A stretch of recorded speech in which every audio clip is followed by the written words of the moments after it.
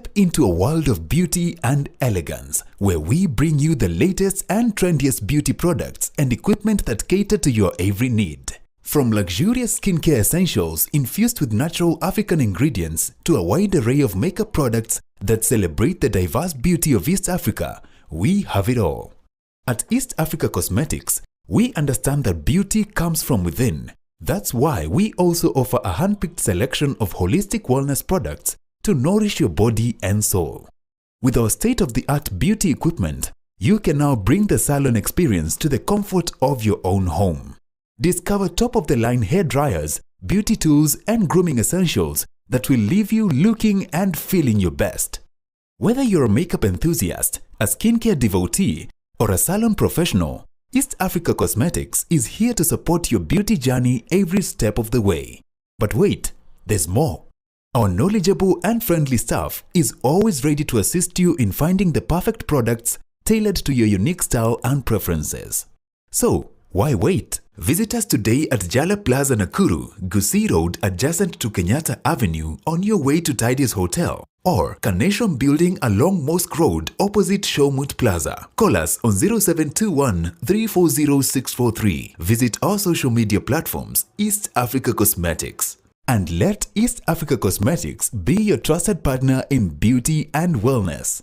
East Africa Cosmetics, where East Africa's beauty comes to life.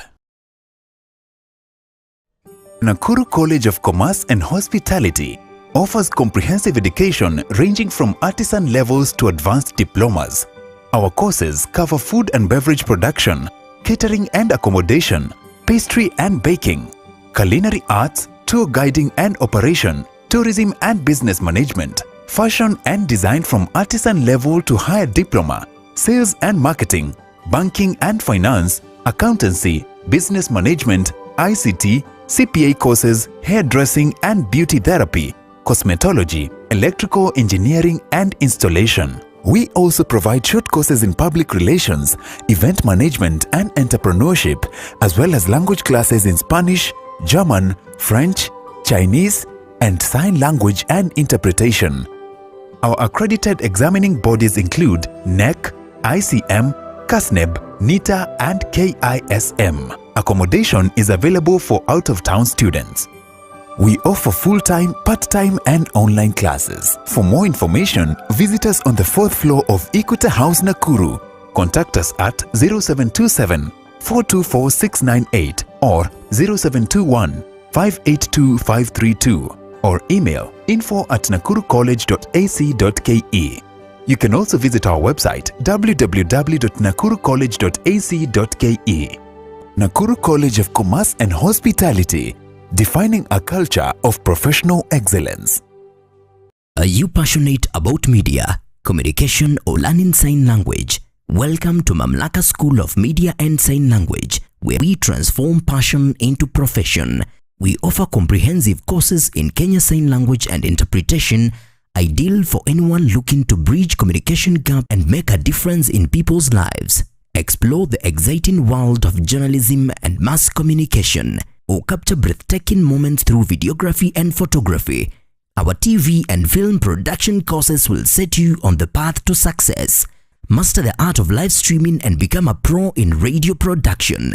We also nurture entrepreneurial minds with our entrepreneurship skills program. And for those eyeing international opportunities, we offer test of English as a foreign language. Enjoy flexible fee payment options tailored to fit your budget. Experience high-quality professional studies that equip you with essential skills. Benefit from attachment placements in reputable media houses, giving you real-world experience. Grow in an environment grounded in Christian values and a commitment to discipline, ensuring a well-rounded education. We are proudly hosted by Mamlaka Television and Chosen Generation Church. Enroll today and step into your future. For more information, call, text, or WhatsApp us at 0700 899 899.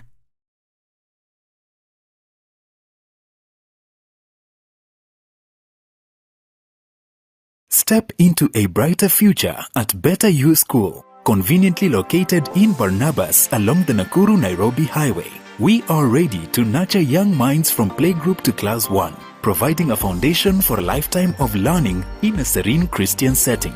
Enroll in the ongoing intake and take a step into a world of discovery and growth. Located just 400 meters off Ruby's petrol station on the way to Luna Hotel, we are at the Chosen Generation Church Barnabas Sanctuary. To secure your spot, call 0790-899-899 or visit us at the Chosen Generation Church Barnabas. Better You School, bettering your future.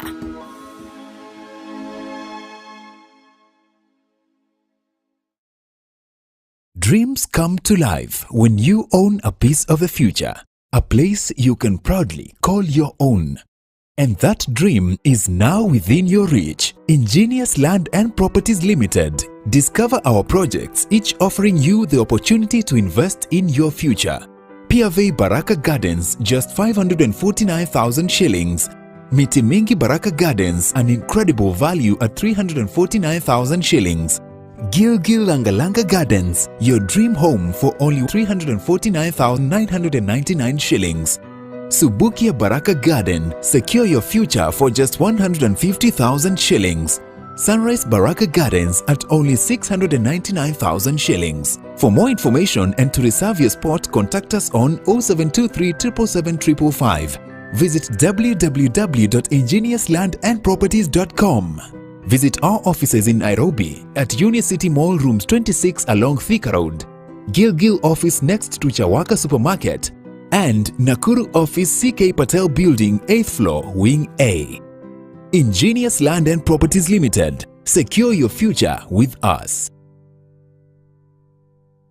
Step into a world of beauty and elegance where we bring you the latest and trendiest beauty products and equipment that cater to your every need. From luxurious skincare essentials infused with natural African ingredients to a wide array of makeup products that celebrate the diverse beauty of East Africa, we have it all. At East Africa Cosmetics, we understand that beauty comes from within. That's why we also offer a hand-picked selection of holistic wellness products to nourish your body and soul. With our state-of-the-art beauty equipment, you can now bring the salon experience to the comfort of your own home.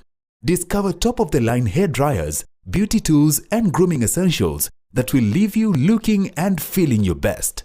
Whether you're a makeup enthusiast, a skincare devotee, or a salon professional, East Africa Cosmetics is here to support your beauty journey every step of the way.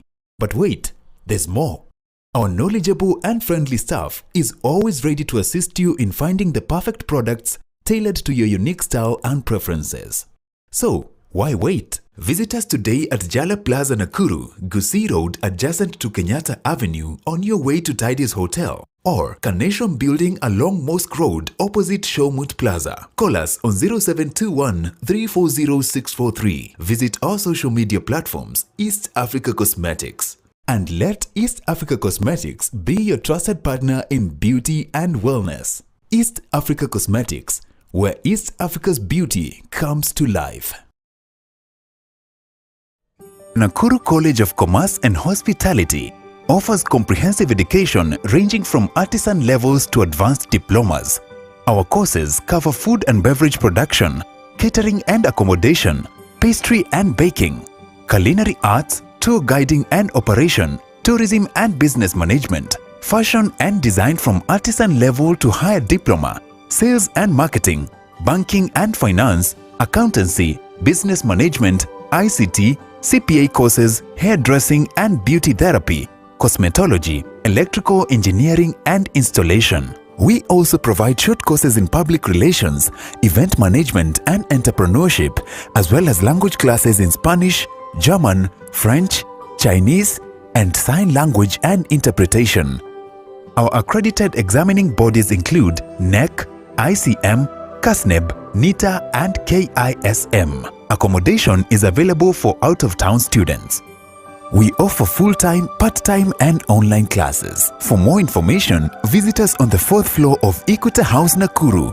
Contact us at 0727 424 698 or 0721 582 532 or email info@nakurucollege.ac.ke. You can also visit our website www.nakurucollege.ac.ke. Nakuru College of Commerce and Hospitality, defining a culture of professional excellence. Are you passionate about media, communication, or learning sign language? Welcome to Mamlaka School of Media and Sign Language, where we transform passion into profession. We offer comprehensive courses in Kenya Sign Language and Interpretation, ideal for anyone looking to bridge communication gap and make a difference in people's lives. Explore the exciting world of journalism and mass communication, or capture breathtaking moments through videography and photography. Our TV and film production courses will set you on the path to success. Master the art of live streaming and become a pro in radio production. We also nurture entrepreneurial minds with our entrepreneurship skills program. And for those eyeing international opportunities, we offer test of English as a foreign language. Enjoy flexible fee payment options tailored to fit your budget. Experience high-quality professional studies that equip you with essential skills. Benefit from attachment placements in reputable media houses, giving you real-world experience. Grow in an environment grounded in Christian values and a commitment to discipline, ensuring a well-rounded education. We are proudly hosted by Mamlaka Television and Chosen Generation Church. Enroll today and step into your future. For more information, call, text or WhatsApp us at 0700 899 899. Naam, hujambo mtazamaji popote ulipo, karibu katika kipindi chetu leo hii kwa ni siku ya Alhamisi, tarehe 29 mwezi wa 5 mwaka wa 2025. Tumai kwamba siku imekuamkia vyema zaidi na siko peke yangu. Imekuwa sasa ni desturi siku ya Jumanne na siku ya Alhamisi tutakuwa na my brother Catalina James. Good morning. Mimi niko salama. Uko salama? Nashukuru Mungu. Why are you sad? Unaweza sema uko salama lakini I see your facial expression. Is it because Chelsea won yesterday? It's not about Chelsea. We have most important things to discuss about and things which can make someone look down. As you can see, black is the color today. This is the color. For the lovers of literature and for those who love reading books. Yeah. And when we are talking about books, we know about the one and the only one, Professor Ngugi wa Thiong'o. Yeah. So yeah, I'm not that down, but I'm good. You are good. Bwana mimi niko salama. Mimi niko fiti. It's also good to hear. Yeah. Hata pia mimi niko salama sana.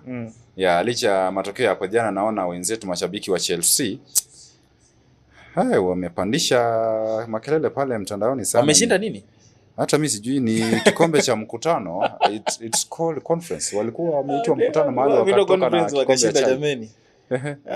You know what Chelsea fans nilikuwa naona another clip. Yeah. Jamaa amesimama mahali ana scroll simu. Piki zikapita mingi. And he was like, kwani leo kuna game ya Chelsea?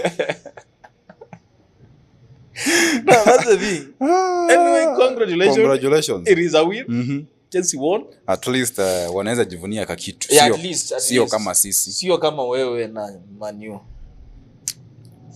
How do you lose? Hayo hutokea. It does not sink with me well. How you fought up to the end and then you gave up. Kitu kinaniuma, hata game ya jana kulikuwa na mpira hapo jana, mechi hapo jana. Mechi tu ya kirafiki. Na bila shaka ilikuwa ukishinda unapewa angalau taji hapo. Tukapigwa tena bao 1-0, nikashangaa what's not happening. Are we okay? It is a projection of next season. Next season. But I'm hopeful. Kunywa maji Derek, kununua painkillers na ukue na glucose mahali for the sake of your own energy. Sababu nao wacha nikwambie, anytime you lose and we meet in the same seat, I will make you regret why you are a Manchester United fan. And you think I'm going to give up on Manchester United? I don't know. You know, you guys again, you are funny. You know? Though, okay, it's funny how men support football clubs. It's funny. You know, there was a time I remember back on wewe uliniambia ulikuwa shabiki wa Liverpool. I used to be a Liverpool fan. Then let me tell you what happened. Yeah. Let me tell you what happened. It reached a point where now they are not performing. They are not showing any interest. Yeah. Ushaikuwa na mtu mwenye akusupport kwa anything. Liverpool was not supporting me emotionally. I had to move. Then I joined Arsenal. Yeah. The second week after I joined Arsenal, yeah. Manchester United walitupiganga mbao 8. And I was there sitting down. And I was like, Jesus Christ, no, hapa ni wapi? Yeah, but to be honest, there, yeah. Mimi nilianza kushabikia timu ya Manchester United mwaka wa 2005. Na ni timu ambayo nilianza nayo, sijaishabikia timu nyingine. Sasa come rain, come sunshine, kunyeshe mvua. Let's talk about that. Whatever comes. Let's talk about whatever comes next season. Next season tukiwa hapo game ya 10 na you will tell me how is the feeling. You will tell me how is the feeling.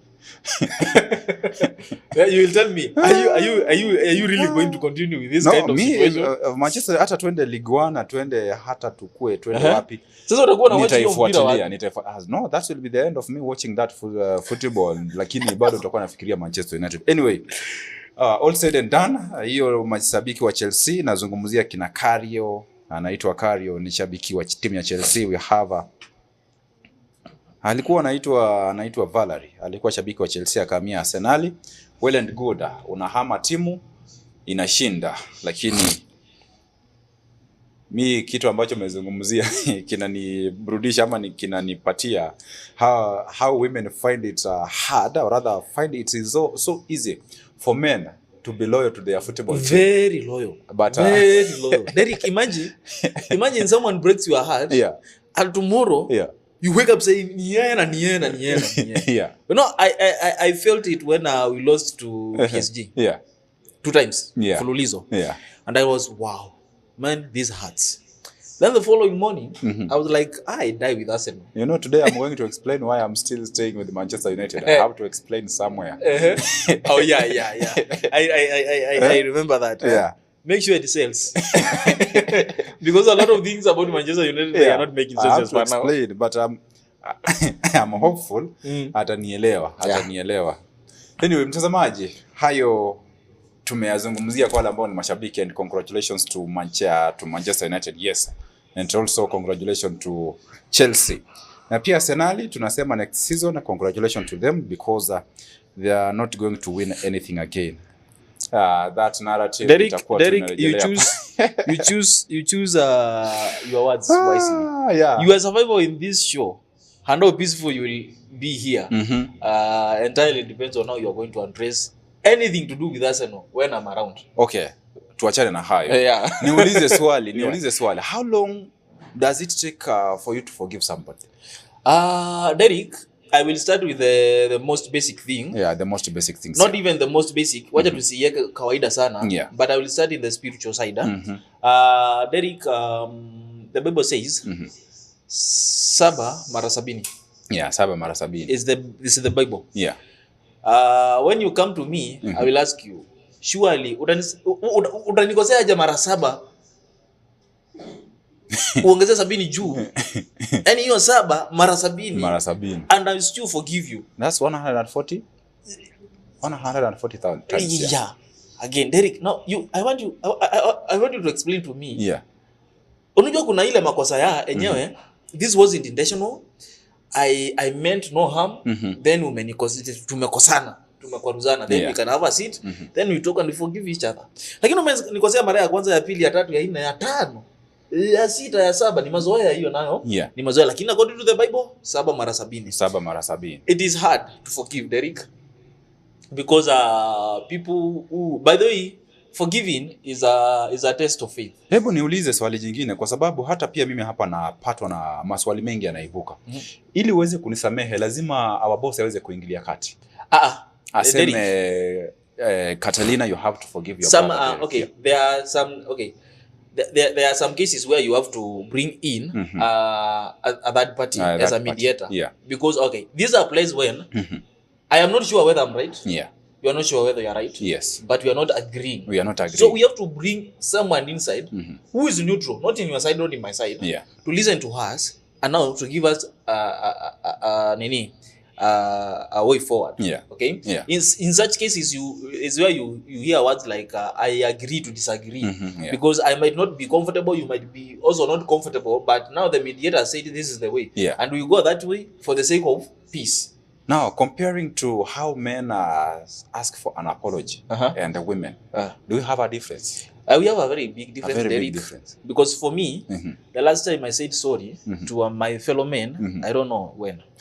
So what I do, for me, what I do ni nakualika mahali tunakula kanyama. Anakuambia si ile maneno jamani niishe tu ya. Na hivyo ndo inaishanga. You know the reason. But for a lady we can even kneel down for manzi hiyo sasa ni gani hizo ni gani. So you wonder, no, okay, we are made different. We are men, we are hard in a way.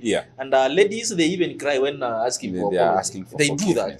They do that. There's a big difference. We are, and that's in the nature. The nature is made us like that. We are the hard one. They are the now, between the two, who is more likely to repeat the same mistake? Between a man and a woman. Between a man and a woman. Because they cry when they are asking for apology, or rather for asking for forgiveness. I will say this, Derek. Not who is likely, but I will say the mistake to be repeated. It depends on the level of discipline. You see, when I say I will not do this again, or rather forgive me, I did this without knowing. And I stick with that. Then that's a high level of discipline. I will never repeat that.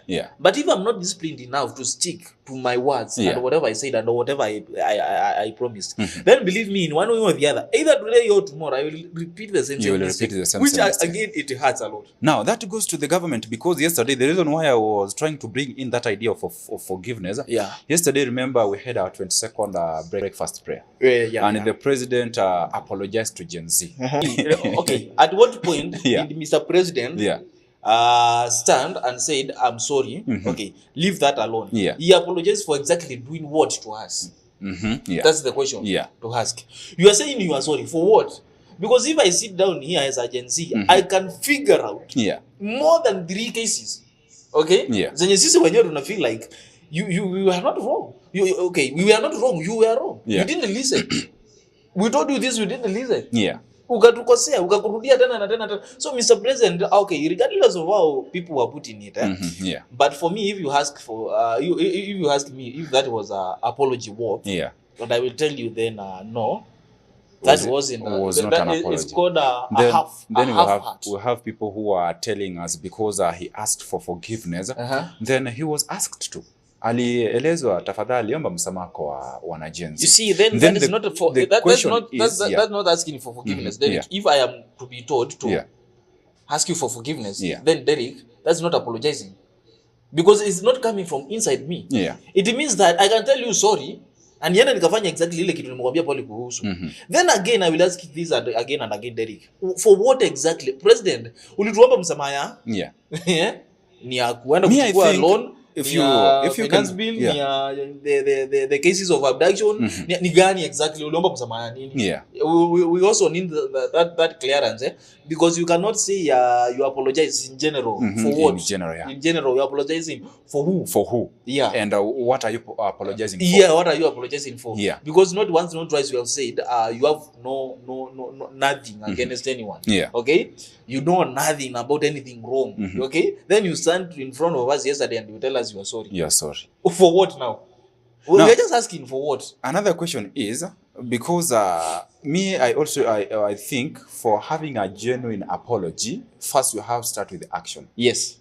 Actually, Derek, before wakati ambapo unaomba msamaha, anza na, kama unaona umekosea, anza na zile tabia ambazo zinaonyesha yenyewe mtu huyo alikosea. Ndio ukijitokeza kuomba msamaha, tutajua yenyewe ni kweli ulikuwa unaomba msamaha. For example, when we talk about it is good the president asked for apology from Kenyans waweze kumsamehea, especially the young generation Gen Z, kwa wale ambao aliweza kutokea na wanahisi ya kwamba kuna kila ambacho walikuwa wanakizungumza.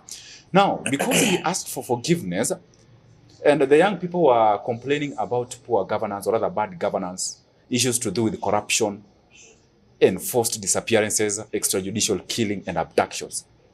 Ndio rais akuja atuombe msamaha, na kile wananchi walikuwa wanaandamania, and you are still having the same acts zinaendelea. I was reading somewhere. Can we say that he meant the apology and he was going to work on those issues that the young people were raising? I was reading an article some other days, and I came in a phrase which said, disrespect can close the doors which no apology can open. Derek, when we said we don't want those odd leaders in the government, we meant that. Immediately after we demonstrated and Mr. President said, now I have listened. And to be honest, I have considered whatever you are saying, and I've seen the need of change. He went ahead and fired all the CS. And we started seeing it's like you are giving to it. And I remember the day he was reading the new cabinet. The first CS was Professor Abraham Githure Kindiki. After we demonstrated against all the CS. But again, the second one was Duale. Aden Duale. Derek, I'm just giving you I was trying to light up to show you where and why we will find it hard to believe President William Ruto. And we started, the name started coming in, and half of the cabinet, actually 3/4 of the cabinet alikuwa amefire, including Mukromen. Wote walirudi. Si ndio? The question still nani alichezea mwingine akili hapo? Nani aheshimu mwingine? Unaona? Aya. We were like, okay, sawa. Hivyo ndio umetufanyia? Then the guy was like, we are not going to have any kind of handshake. We are not going to borrow any money. We are going to focus on developing the country and moving the country forward. The next thing I saw was something we called broad-based government. The broad-based government, full of again aged people. The thing we said we don't want, Derek. Is after like 1 week the president is up on the hair, is going to China, England to borrow, and I'm like, we said no this day. Who is not respecting who? Hiyo ndio masuala ambayo tutakuwa tunaangazia, kwa sababu naona pia yameweza kuangaziwa kwenye gazeti letu siku ya leo. Kuna wale ambao wanasema kwamba msamaha huo haukutoka moyoni, na ni masuala ambayo tutakuwa tunajaribu kujiuliza, how do you rate an apology? Utajuaje mtu ana msamaha unatoka moyoni? Hayo ndio masuala ambayo tutakuwa tunajaribu kujiuliza. It's all about action. You don't come and tell me tunaomba msamaha kwa sababu ya hakuna madawa. Then unakuja na madawa. Hujakuja naye. Which kind of an apology is that? You are not explaining anything, Derek. You are just saying I'm sorry. For what? To who? To who? For what exactly? Okay, now we have the Star newspaper, we have the People Daily, Business Daily, and Taifa Leo newspaper. Ni gazeti ambazo tutakuwa tunaziangazia pale mtandaoni, na pia katika meza yetu tuko na gazeti la The Standard na pia vile vile gazeti la Daily Nation. Nikueleze kwamba mtazamaji, pia tunapoendelea na kipindi chetu tunakupatia fursa ya kwa pia kuweza kuwasiliana nasi kupitia mitandao zetu za kijamii, on Facebook Mamlaka Television, on YouTube Mamlaka Television, na pia unaweza ukatumia nambari zetu za simu 0721899899 na pia unaweza kutumia nambari ya simu nyingine 0700899899. Kwa haya ambayo tunayozungumzia, tueleze hisia zako ni zipi, na pia kumbuka unaweza kutufuatilia pia katika mitandao zetu binafsi. Upande wangu utanifuatilia kupitia ukurasa wangu wa Facebook, Nyongeza Derek Official, ama account yangu ya Facebook. And on the other hand, we have ukurasa wa Katelina. Uko na ukurasa ama is just a Facebook account? So just a Facebook account, Derek. I don't know. Uko na ukurasa wako na Facebook page. Alafu unaita hapo mbele official. Wewe ni nyongeza. Ni sawa. As we prepare to get into today's digital newspapers, pia mtazamaji, pia na kupatia fursa kama mfanya biashara kuweza kujiendeleza katika biashara yako. We have East Africa Cosmetics, we have Nakuru College of Commerce and Hospitality katika masuala ya elimu, na pia we have Mamlaka School of Media and Sign Language, bila kusahau Better You School. As we prepare to get into today's newspaper, ningependa tuweze kuangazia our first advertisement, that is Nakuru College of Commerce and Hospitality. For more information, let's have a look at Nakuru College of Commerce and Hospitality advertisement. Nakuru College of Commerce and Hospitality offers comprehensive education ranging from artisan levels to advanced diplomas. Our courses cover food and beverage production, catering and accommodation, pastry and baking, culinary arts, tour guiding and operation, tourism and business management, fashion and design from artisan level to higher diploma, sales and marketing, banking and finance, accountancy, business management, ICT, CPA courses, hairdressing and beauty therapy, cosmetology, electrical engineering and installation. We also provide short courses in public relations, event management and entrepreneurship, as well as language classes in Spanish, German, French, Chinese, and sign language and interpretation. Our accredited examining bodies include NEC, ICM, CASNEB, NITA, and KISM. Accommodation is available for out-of-town students. We offer full-time, part-time, and online classes. For more information, visit us on the 4th floor of Equita House, Nakuru. Contact us at 0727 424 698 or 0721 582 532 or email info@nakurucollege.ac.ke. You can also visit our website www.nakurucollege.ac.ke.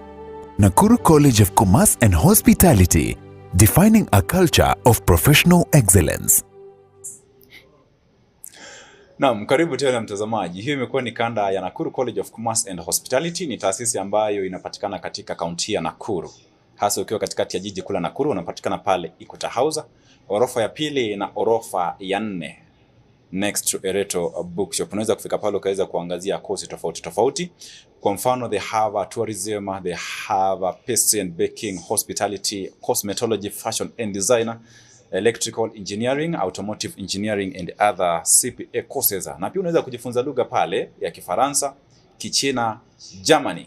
Zote unaweza kuzipokea pale Nakuru College of Commerce and Hospitality. Thank you so much our director Joseph Madhenge. Amehakikisha kwamba gazeti tumezipata. Unajua walikuwa wanashangaa mbona tunazungumza sana kwa swala la msamaha. Lakini kumbe ni gazeti zilikuwa zinatafutwa mbio mbio na amefanya hivyo na akaweza kututumia. Thank you so much Joseph Madhenge. Now, nitakuwa naangazia gazeti la The Star and I will pray so hard like tutaenda mbio kidogo. Ili tuweze kuangazia kwa undani zaidi gazeti la The Standard na pia vile vile gazeti la Daily Nation. Now, on the front page of the Star, we have the story on page number 6. We have a plan B. We don't know why they are calling it plan B, but let's have a look at this story. Tunaeleza kwamba Gachagua summons crisis meeting over failed launcher.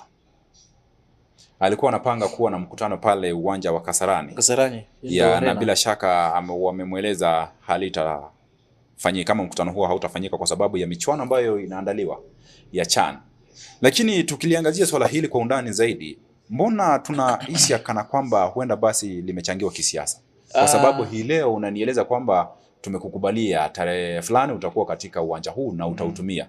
Then all of a sudden another report comes in. No, Derek, you are not eligible. Derek? Yeah. I don't think whether a political meeting like this one, or is, for instance, when I say political, I mean the launching of the DCP party. Yeah. I don't think whether it requires more of a disarrangement. Okay? But again, we have a question that it's just a hall. Manzeni hall inakuja inawekwa tu viti and then. So you tell me that kuna michuano inakuja kufanyika hapa, tunafanya mipango ya. Kwani Derek, kwani uwanja una jambo tena? Nauliza tu. But again, okay, kwa mara ama kwa namna moja ama nyingine unapata kwamba it can be true. We are only working on assumptions to and concern because we have a CHAN. Kuna michuano ambayo itakuwa inafanyika and recently tumepata report ya kwamba uwanja wa Nyayo na wa Kasarani bado haujafikia hivyo viwango vya kucheza hiyo michuano. Then they had to kuhakikisha kwamba they renovate if there are something they have to do to renovate before that stadium. Michezo ipangwe. I remember when there was a World Cup in Qatar. We already had the full information about the feuds. Ni gani kali kuliko ingine. Zimejengwa haje. It was something which the officials who were there and saw and gave us a report. That's why iliruhusiwa kukua hapo. You are telling me that we are not up to standard of those kind of tournaments, Eric. and I am going to ask you a question, then why are we even hosting them? We are not up to standard. No, Derek, even if you tell me to look in the things in a different way, yeah, I can decide to, but I cannot fail to ask myself one question, Derek. Yeah. When we talk about sports and games, these people are very keen. Yeah. Actually, they are very, very keen. Yeah. Very keen on exactly what they want and how they want it to be. Yeah. And if you are not up to that qualification, up to that standard, then you cannot host. Until when you will be, or rather that's why we don't host World Cups in Kenya. Yeah. That's why we don't. Derek, to be honest, that's why we don't. That's why we don't host that. Yeah, but because again, we are not up to then if the case is just to renovate, then let us host World Cup. We will just renovate a little bit. Kwa vile sasa mkutano huo hautafanyika, then the question is mkutano ambao chama cha DCP walikuwa nao pale Lavington. Yeah. Ulikuwa ni mkutano upi? Was it not about launching that DCP party? Ama ilikuwaje? Me, I'm still asking my question. The question is a valid question, and I think I don't know what to call the day of Lavington, because they are now saying they are still launching they are still launching that party. The party.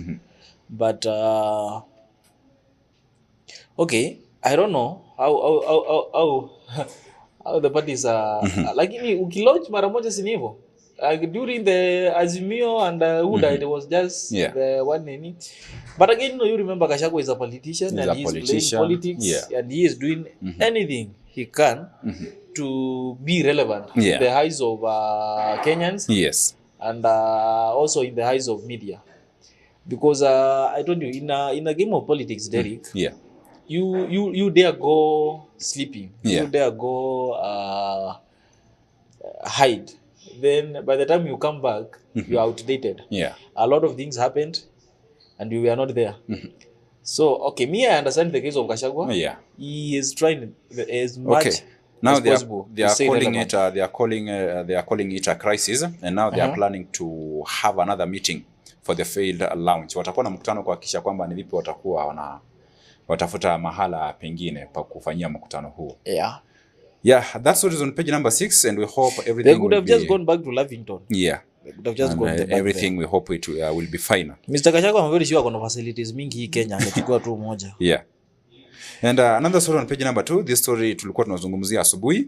I am sorry. Ruto apologizes to Kenyan Gen Z. The president yesterday said sorry during a prayer breakfast meeting. And the question is, for what exactly? Walikuwa pale Safari Park Hotel. You apologize for what exactly, Mr. For President? what exactly? We are still confused. We don't know which one we forgive, which one we don't forgive. Which one we are still hanging on with.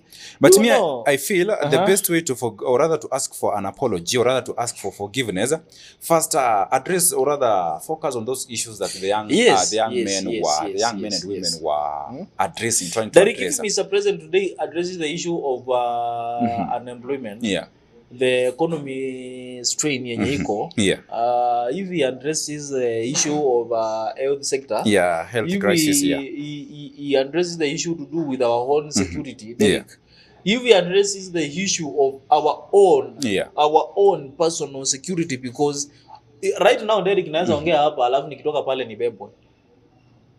It is like open like that, like wewe Subaru ukisimama nyuma yako ushaenda. Next time unakutwa mahali umedambiwa na huko umepigwa karibu ukufe. Now you are in a critical condition. Derek, if you can, Mr. President can address this kind of pressing issues. University students right now, they are in crisis. Okay. You saw even the other day in a Moi University, lecturers being fired. And now you wonder, Derek. Mr. President, what are you exactly apologizing for? Because we are not sure. Okay? We are really not sure. What have you solved before you come even and start telling us, you see, I'm sorry? Now, we have another story on page number 10, because that story about how the president apologized. We also have issues that arose from that meeting. We have the kind of prayer that were made by different leaders. na wakaweza kuguzia masuala mengi sana. Social media, how Gen Z are behaving in our country. Let me tell you one thing. All sort of things here. Hard times create hard people. Yeah. I am not mocking the prayers which were meant there. I respect the positions of the people who were there, and I honor them, and the position and the kind of anointing they carry. But even in the Bible, there are prayers we call them some miss prayer. Some miss prayer. When you are talking about praying for social media not to behave badly, first of all, social media is not a party. But they are asking for the young people who are using the social media platform, rather those platforms. You see, Derek, when you pray about social media, and the other day we were reading about President William Ruto and the government and his administration trying to spy on us using the same social media then, he shouldn't direct it to us. Let the pastor direct the prayers to Mr. President. Please, don't spy on us. We deserve our privacy. And again, Derek, why would someone think that social media is a problem? Is a problem, Because social media is not the problem. Derek, we have been on social media for a while now. So am I. Have you ever written something which is wrong? No. Have you ever addressed someone in an appropriate way? Not even I have been there. I've never abused anyone. I've never posted anything wrong about anyone. I've never defamed anything. So, Derek, I think the prayers shouldn't be of social media. The prayers should be of the people who are using social media. And for God's sake, social media is not leading our country. We have leaders. We have leaders. We elected leaders. Some prayers. Anyway. Okay, we have another story on page number 10. This is about how proposed Sakaja Matatu rules will affect your daily commute. The story is on page number 10. Remember yesterday? Or rather, not yesterday, but some days back, Nairobi Governor Johnson Sakaja imposed some new rules to Matatu owners, rather who operate within the CBD. No loud music. And we also have another report that all Matatu should be... Unapata kwamba kuna matatu ambazo zimeweza kuchorwa ama ni mapambo, naweza sema ni mapambo kwa sababu kulingana na wamiliki wa matatu hizo wanasema kwamba we attract our clients or our customers. Tukifanya hivyo we attract our customers. But leave alone that. Kuna swala ambalo ameweza kuzungumzia akasema kwamba they have to minimize the number of matatus that will be entering the CBD. The CBD. No loud music within the CBD. Na pia vile yakazungumzia swala kuhusiana na those now operating. Kama wewe ni makanga, haupaswi kupiga kelele ukiita your customer. You just have that banner ambayo inaelekeza yule ambaye anapanga kuabiri gari lako. Na unasema kwamba nauli kutoka mahali fulani hadi sehemu fulani ni kiasi fulani. Hamna haja ya kuweza kupiga makelele pale. It's like telling me then we have no numbers again. Sio? Like telling me then we have no numbers again because now that's what they hit there. That's what they should give the 40. It's now that's now them working. Kangemi now imagine having one akatu hapo amesimama na 40. Okay, it makes a lot of sense to minimize the noise around the CBD. It makes a lot of sense, by the way. The issue of loud music, and I will address this because I once experienced it. I once niliingia kwa mat kienda Dandora. And mahali nilikaa na madam alikuwa heavy pregnant. Mjamzito. Then the guys decided now is the time to play reggae music. And they did put the metallic bass. Sorry. The lady struggled. But that lady struggled to a point where nilimwambia simama. Hiyo vibration iaje kukuingia because the lady literally struggled. But again, because I believe I've boarded one matatu recently wakati nilikuwa Nairobi juzi tu. They have information ambayo wamechapisha pale kwa mlango. Caution, loud music. Why will you enter that matatu when you know very well you are having a problem? Like what if it's the only matatu which is in nini? No. What if it's the only matatu which is on? Wamekwambia kwa mlango, be aware of loud music. So niende mguu. No, we should be also careful with each and everyone. We should care. When we talk about caring, Derek. Loud music, to be honest, Derek, for them it's fun. And it attracts a lot of customers of that caliber. What happens if each and every mat in that route has loud music, what happens? What if all of them have the loud music and they give me that warning? Yeah. What happens to me, the someone who does not want that loud music? And again, Derek, we should also, okay, fine, give me the caution, loud music, yeah? Now, I heard that, Matt, with the loud music, knowing it's loud music. Yeah. The kind of music which is getting played there, Derek, is the kind of music, I'm very sure, Derek, you have been in this situation where someone mentions something in between the music and you can never look behind because whoever sitting behind is older than you, and you're like, Jesus Christ, what are these? What am I listening to? They even have screens, and you are sitting there wondering, wow, what am I watching?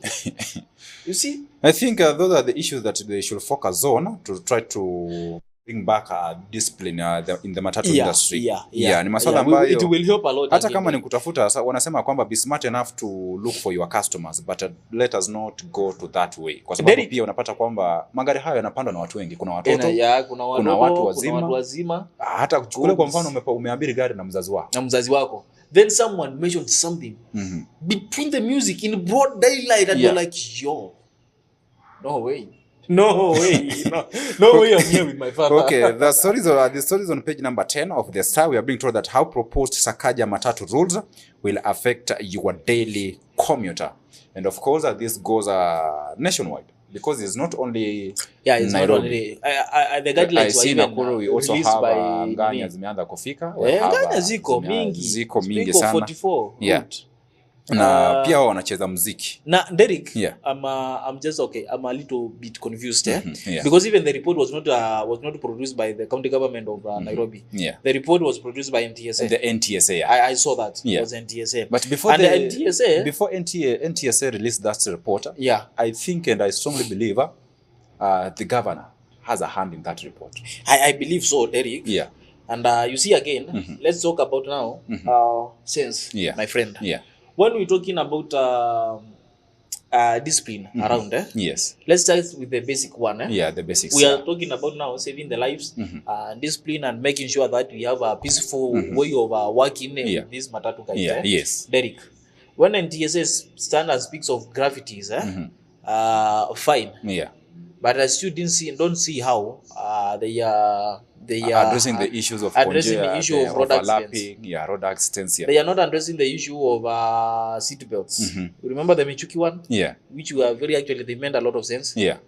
They are not addressing the issue of overloading. Yeah. Issue of overlapping. They are not addressing the issue of carelessness of these drivers because they are also careless.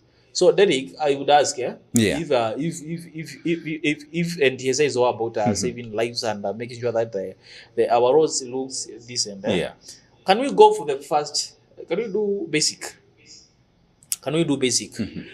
No, I'm still learning that the graffitis to be put there. They take a lot of they cost a lot of money, way a lot of money, more than you can imagine. More than you can imagine. Yeah. And I was yesterday as I was going, I saw a new matatu in the route of 44. Speaking about Mawanga. Very well paved. It looks very smart. Then mzee ndo ameingia soko jamaa yavuna mwambia sasa umefanya vizuri kuja toa. Okay. We have another story on page number 3. This is another good report. Bring out your warm coat and scarves. Cold season is here, says weatherman. Kuna baridi. Na mimi nitakueleza kwamba kuna baridi. Huu ndio wakati wa kuingia sokoni na kutafuta jiko. Whatever you do with that information, now wewe interpret that information. Ingia sokoni, belongs to you. Tafuta jiko. Kama utanunua makaa, utanunua. Nasikia George analalamika. Ananiambia I have to expound on that information. Kutafuta jiko. George tumesema aje kuna baridi. The weatherman has said kuna baridi. Na mimi personally I felt that. I have felt that there was a day sikuwa na zote nilikuwa na half coat and kukaturizo tu kidogo town ile tu ya kawaida my friend before nifike mahali na kaanga I was free and I was like ni mimi mwili yangu mbaya hapa only to find that watu wote hata kwa boda jamaa mwingine ananiambia hata pikipiki haiendeshi baba. Mimi jana nilikuwa na mwalimu akaniuliza are you feeling cold ama you have a problem? Nikamwambia actually ninahisi baridi na jua lilikuwa linawaka. Ilikuwa saa 8. There is cold. Baridi ipo. So George na koi please. Please pitia soko, chukua jiko. Tafadhali. Na pia utafute mavazi ambayo ni mavazi ambayo like coats. Hatutaki hapa siku moja tuamuke tupate haya. Huyu na yeye hajakuja. Shida ni nini? Baridi. Hakuwa na jiko. Aibu. Now, this is our headline on page number 4 and number 5. IEBC crisis deepens as vetting stalls. IEBC crisis. Or rather, IEBC crisis deepens as vetting stalls. Ni swala ambalo tulimekuwa tukizungumzia. Ufaafu wa hawa ambao waliweza kuteuliwa kama commissioner na pamoja na mwenyekiti. We are talking about this issue for now 60th time in a roll. Whatever game is being played around with IEBC. I was trying to remember there was a time a certain MP was having a bill of 7 years, statement of presidential nini. And I was trying to connect some dots. Up to now, Derek, we don't have IEBC. Up to now, Derek, we have some leaders who were elected.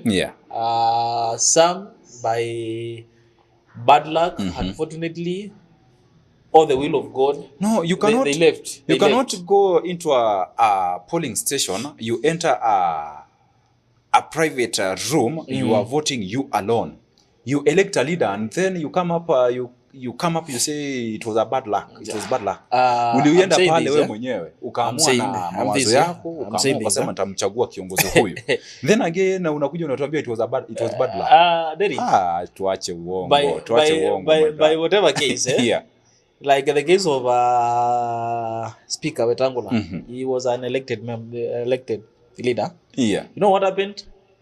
Mr. President sat down and said, huku nje watu wote wako na kazi. Wacha nichukue huyu though wako na kazi lakini wacha nimpe hii. Then up to now, by election as day final. Sindio? There are leaders like the case of Kasipul, member of parliament.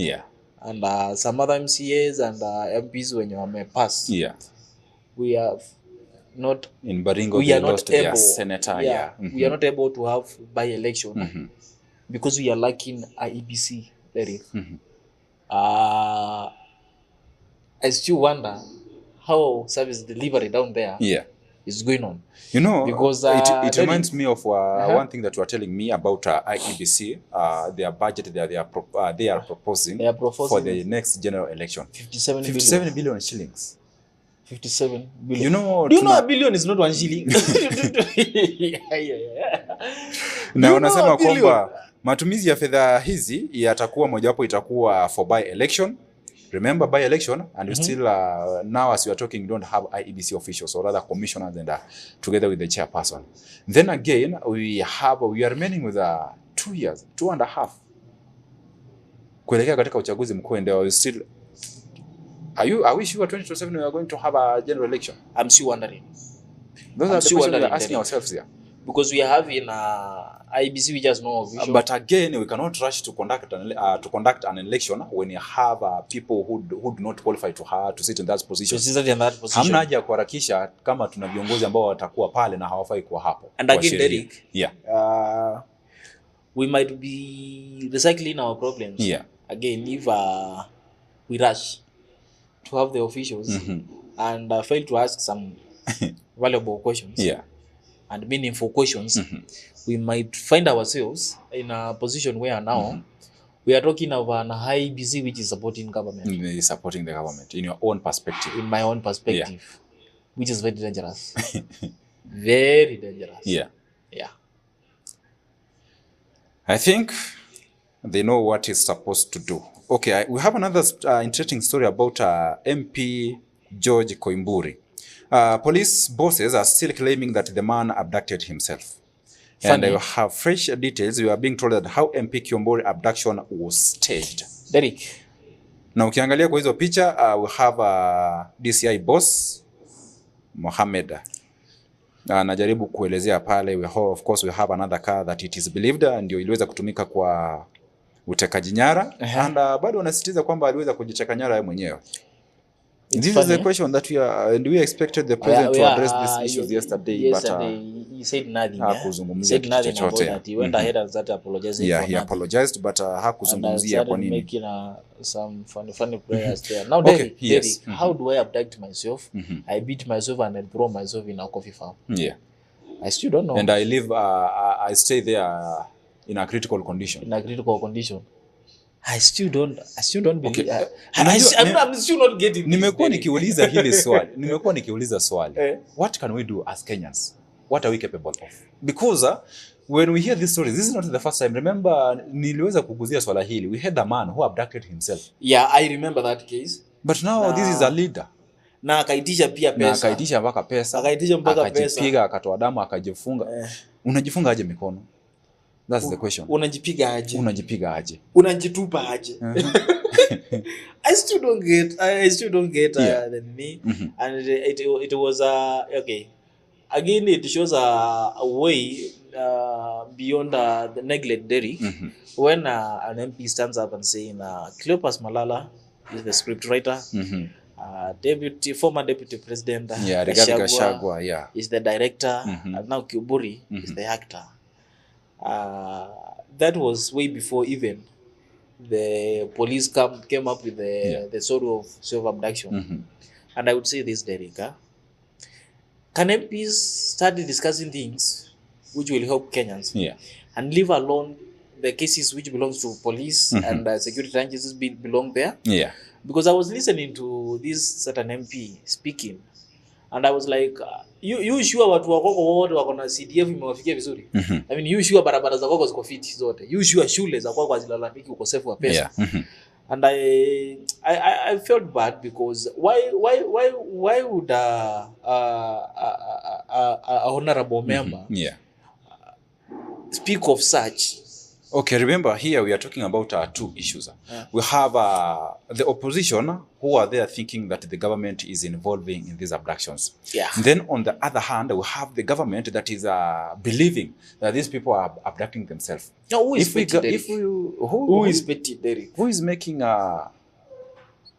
nani anaweza kuwa anazungumza anatueleza? According to the okay, Derek, again, if we can call it confusing me because if is polisi na nini daktari anasema aje findings zake jamaa amepigwa wapi shida ziko wapi. I would also want to know about that again. Remember when Gachagua visited MP George Koimburi, he said that those people who abducted him he believes that they know what they were doing because they used some chemicals to make sure that they interfere with his health. Their aim was to kill them. Then I was like, how did Gachagua know? Ama ilikuwa ni report ya daktari. Some things we raise questions and anyway, let's leave this story to our security guys waweze kuangazia swala hili. And we pray so hard and we are going to pray that whatever information they get, they present to the public. Na wasikuwe wanapanga kutoa ushahidi ambao wako nao tayari. Wafanye tu uchunguzi kwa uwezo wao kwa sababu tunawaaminia pale. Now, that's all about the front page of the Star and we are going to take a very short commercial break. Tukirejea, you are going to tell us or rather to take us through the People Daily, right? Tuchukue kipindi kifupi cha mapumziko mtazamaji. Tukirejea tutakuwa tunarejea na mengi zaidi katika gazeti la People Daily na pia kwenye gazeti zetu za mezani. Na pia tukirejea pia tutakuwa tunasoma baadhi ya jumbe pale mtandaoni. Usiondoke. Step into a world of beauty and elegance, where we bring you the latest and trendiest beauty products and equipment that cater to your every need. From luxurious skincare essentials infused with natural African ingredients to a wide array of makeup products that celebrate the diverse beauty of East Africa, we have it all. At East Africa Cosmetics, we understand that beauty comes from within. That's why we also offer a hand-picked selection of holistic wellness products to nourish your body and soul. With our state-of-the-art beauty equipment, you can now bring the salon experience to the comfort of your own home. Discover top-of-the-line hair dryers, beauty tools, and grooming essentials that will leave you looking and feeling your best. Whether you're a makeup enthusiast, a skincare devotee, or a salon professional, East Africa Cosmetics is here to support your beauty journey every step of the way. But wait, there's more. Our knowledgeable and friendly staff is always ready to assist you in finding the perfect products tailored to your unique style and preferences.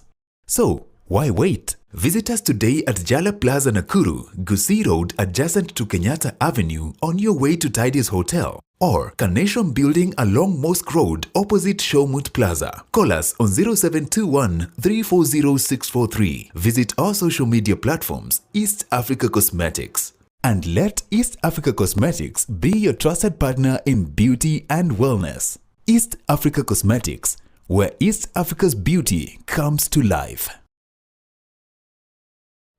Nakuru College of Commerce and Hospitality offers comprehensive education ranging from artisan levels to advanced diplomas. Our courses cover food and beverage production, catering and accommodation, pastry and baking, culinary arts, tour guiding and operation, tourism and business management, fashion and design from artisan level to higher diploma, sales and marketing, banking and finance, accountancy, business management, ICT, CPA courses, hairdressing and beauty therapy, cosmetology, electrical engineering and installation. We also provide short courses in public relations, event management and entrepreneurship, as well as language classes in Spanish, German, French, Chinese, and sign language and interpretation. Our accredited examining bodies include NEC, ICM, CASNEB, NITA, and KISM. Accommodation is available for out-of-town students.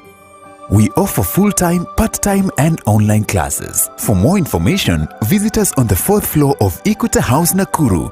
Contact us at 0727 424 698 or 0721 582 532 or email info@nakurucollege.ac.ke.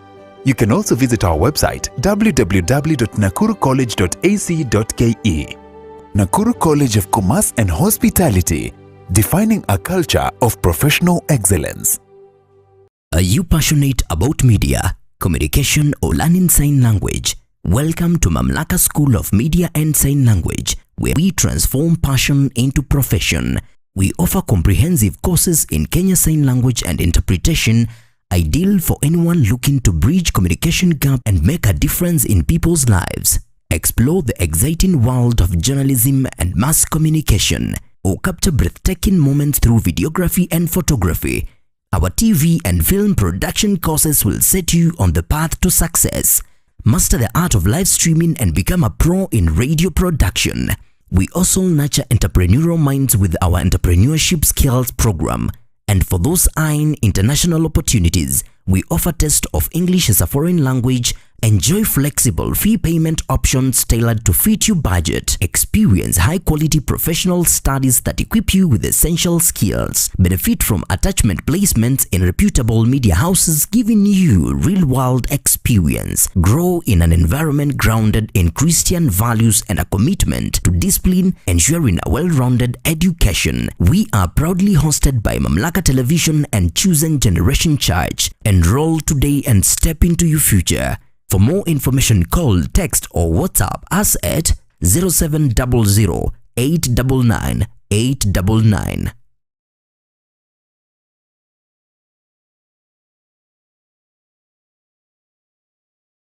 Step into a brighter future at Better You School, conveniently located in Barnabas along the Nakuru-Nairobi Highway. We are ready to nurture young minds from playgroup to class 1, providing a foundation for a lifetime of learning in a serene Christian setting.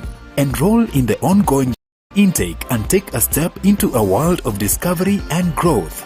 Located just 400 meters off Ruby's petrol station, on the way to Luna Hotel, we are at the Chosen Generation Church Barnabas Sanctuary. To secure your spot, call 0790-899-899 or visit us at the Chosen Generation Church Barnabas. Better You School, bettering your future.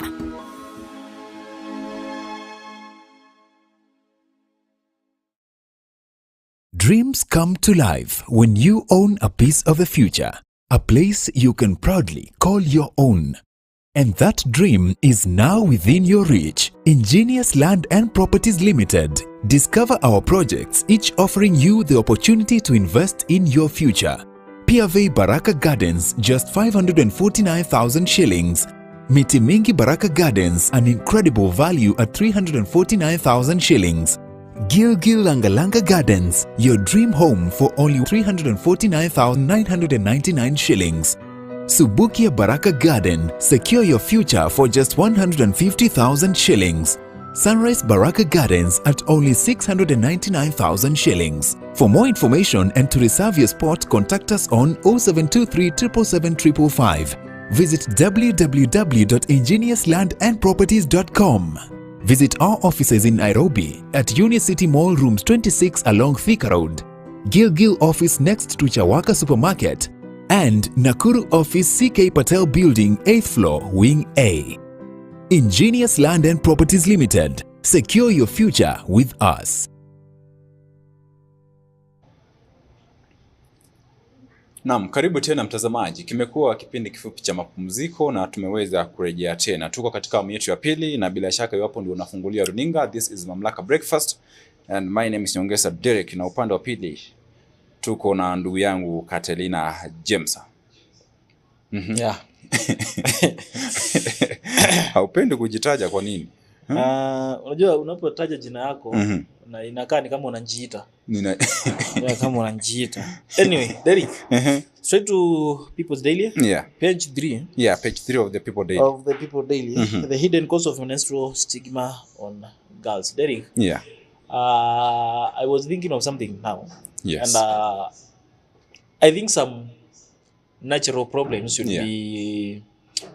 should be addressed and be exceptional in terms of taxation. Yeah. Today, Derek, we have girls who cannot afford sanitary towels. Yeah. Towels. Yeah. That lady goes through something we call number one is traumatizing. Yeah, it's kind of because for stigma, Derek, you are like thrown away. And when you go to shop, those sanitary towels are seriously expensive. Yeah. And I was thinking, you see, during the last regime, I used to see in schools. Yeah. They were supplied for free. Yeah, they were government in of Kenya, primary schools. Yeah, government of Kenya used to give them for free, seriously for free. Yeah. And when it reached the point where they no longer come, and someone has to go and to pay some good money in shop to acquire them. Okay, a question that comes in: who manufacture these sanitary towels? They are different companies. They are different companies. We have different companies. Yeah. They also come with different costs according to. Okay, my friend was telling me is okay. It depends on comfortability. Yeah. And also the duty. Yeah. Because they experience there are people who have slight flow and other heavy flow. Yeah. It depends on your flow. Okay. Then you cannot have the material you're using. Yeah. If it's weak, it will leak. Yeah. Okay. So it depends. It depends. And the more it depends on okay. The more you want the most appropriate one, the more expensive it is. Okay. Derek, now we are talking about the families who cannot afford 3 meals in a day.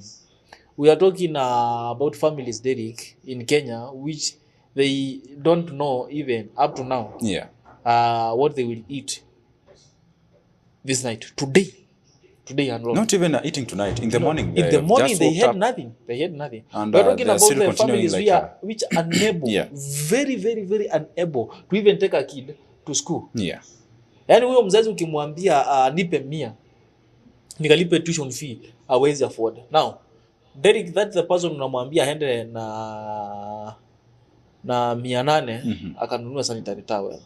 To be honest, Derek, I think the government has to look into it. The reason why I was asking who is manufacturing those sanitary towels, it's because during the COVID-19 period, remember we had vaccines that were given to the country for free. But what was happening? Number one, Derek, we had some reports that other people were. They have side effects. Yeah, they have side effects. Yeah. Then again, just to expound on that, I want to bring it in a way that do we have companies that just they manufacture and then they give it for free? And at the same time, you have some people who now use it as a job opportunity. They have to sell it. Kwa sababu hebu tuulize, kwa sababu napozungumzia hivi, kama kampuni zipo basi tutakuwa tunajaribu kuangazia. Lakini ni kwa mujibu wa serikali, kwa sababu this is something that is natural. Once you are born as a girl, at the age of it is a you cannot escape. Hakuna vile utaondokea. Yeah. But now we have families that are not able, or rather that cannot afford those sanitary towels.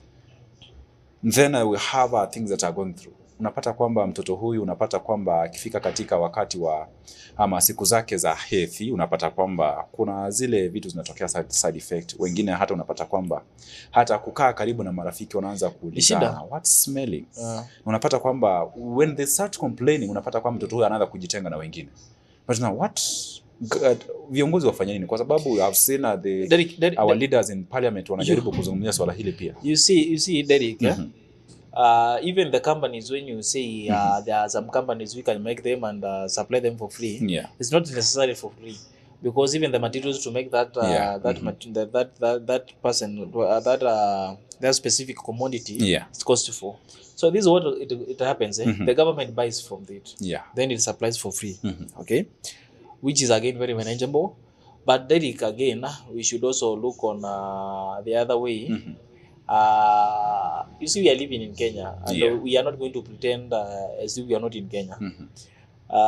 The way the supply of these commodities, if they ever happen to be start supplied, we also look onto the transparency about it. Transparency about it.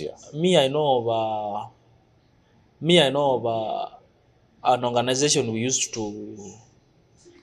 to host us. It was used Compassion. It was called Compassion Kenya. Compassion Kenya used to accommodate the people who are less fortunate. And we say less fortunate are people who are seriously in a situation where now they cannot figure out life. When that organization came to our place, I was amongst the people who were picked. But one of my friends, who I wouldn't mention the name, his father had 3 cars, and he was still in the organization. Unajua kile kitu ambacho nazungumzia awali sio kama sasa. Sasa hivi hata kijana unaenda pale kwa supermarket, you buy those sanitary towels to your sister, your girlfriend, and there's no big deal. But at the same time, let us look at it for young women who walipata ujauzito because of lack of sanitary towels. Waliweza kupatana na mwanamume pale akaweza kuwadanganya, kamaeleza kwamba iwapo unataka hizi basi it calls for a lot for men, because hii kitu lazima tuweze kuzungumzia. It is not good for you to use that as an excuse. You see, when these things happen, Derek, mtoto mdogo, this desperate times, Derek, calls for desperate actions again, Derek. You don't have it and you want it. You cannot survive without it. What are you going to do? You cannot afford it. Someone cannot afford it. And then the cost is that. Seriously, Derek, it is a desperate call. But we are in a desperate situation. Utu ulienda wapi? Okay. Now that's the question you should ask. Utu ulienda wapi? Na again nitakwambia hivi, Derek, sisi wote tumebarikiwa na tumebarikiwa kitofauti. Vitofauti. Your level of sensitivity and how merciful you are, Derek, might not apply to me. Might not apply to any other person. There are people who are seriously givers. There are people who will supply for no cause, asking you for nothing. And there are other people who believe that if I give you this, you have to give me that. You have to give something in return. Derek, this is where now I come to a point where I even come to a place where I even blame the so-called women rights organizations in Kenya. Actually, they are not helping, and they should hear this from me direct. They are not helping these girls. They are not helping these girls. The only time you see them speaking and yelling around is only when you hear about gender-based violence. Is when you will hear them in Kenyatta Avenue saying, "Oh, stop gender-based violence." Where are they when these girls are going through stigma, this kind of stigma? They don't have even they don't even have sanitary towels. Mbona hawalalamiki sasa? Mbona hawaendi kwa barabara kwenda kulalamika? Unajua ni swala la aibu sana wakati ambapo unapata msichana mdogo wa umri wa miaka 13 ana ujauzito, na muda nini kilifanyika? Ati mtu fulani pale ni bodaboda ili anipatie pesa za kununua sanitary towel, ilibidi sasa ameniambia twende naye. women rights organization wanangoja mmoja wao anguzwe tu hivi. Hapigwa kwa kofi tu kala kumwambia wacha. But again, this goes to men. I'm not supporting GBV. I'm not supporting GBV. Yeah. But I blame them for not being fully responsible for the girl child. Issues that are pressing. They are not empowering these girls, number one. That's the truth. It is the truth. They will never visit a school and tell the girls, this is how you are supposed to behave. Yeah. This is how you handle yourself. This is how you do your things. Yeah. Derek, if that happens, if they start doing that from the beginning, because we start looking at the issue from the roots, Derek. There was a time, and I'm sorry to say, there was a time we used to hear all about girls being slaughtered somewhere here in PNPs. They were there. Some are even underage. No. And as you ask yourself, Derek, this person was not even... Sorry. He was called, he went, and whatever happened, very unfortunately happened, Derek. But now is where they come in and start demonstrating. If they started giving these girls morals, teaching them their value from the beginning, we couldn't have such kind of cases at this point. We shouldn't have GBV. If they, and I am not saying that they are not well, brought up. I'm just saying, if they talk about now empowering and protecting women, they should start with the basic one. Yes, stop GBV. Also stop this kind of stigmatization, which comes when these girls lack things like sanitary towels.